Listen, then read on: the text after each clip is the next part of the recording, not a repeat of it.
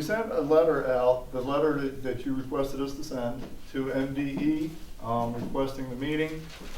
That letter also is asking them to address the site characterization plan, and some of the other things that they did not address in their response back to the hospital.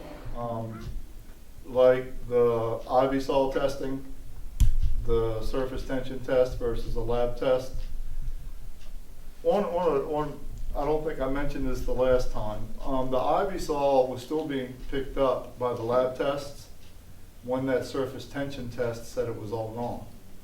We still had between 50 and 85 parts per million of IV-Sol in the ground when they were finished. Now, on a small scale like this, we don't know the total impact. It doesn't appear to be a significant impact.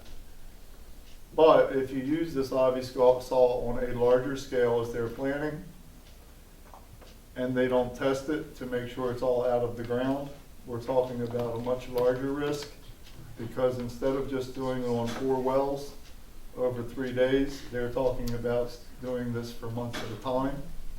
And having that IV-Sol in the ground, making the oil mobile for months at a time could be an issue. I expected it would be an issue. So we have asked them to address that, readdress that. And what happens when you take the current monitoring wells that are supposed to give us an accurate representation of the water quality in the aquifer, and you clean the soil surrounding the wells. I equate that again to rinsing out a sponge so that it can reabsorb contamination. So you're not actually cleaning the entire contaminated site.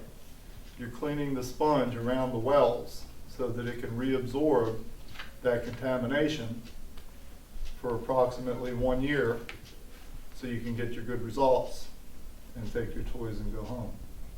But that doesn't leave us in a good position if that happens.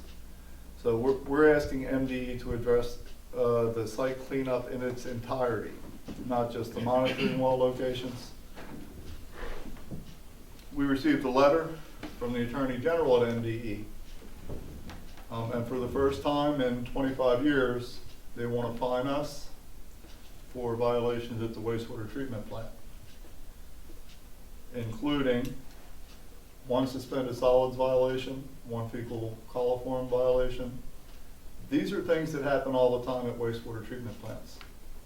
When you can go a year with 0 violations, it's quite an achievement. We've done that before. Last year we didn't.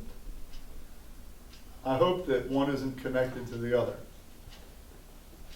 So I will be sending a letter to the Attorney General at MDE and request a meeting.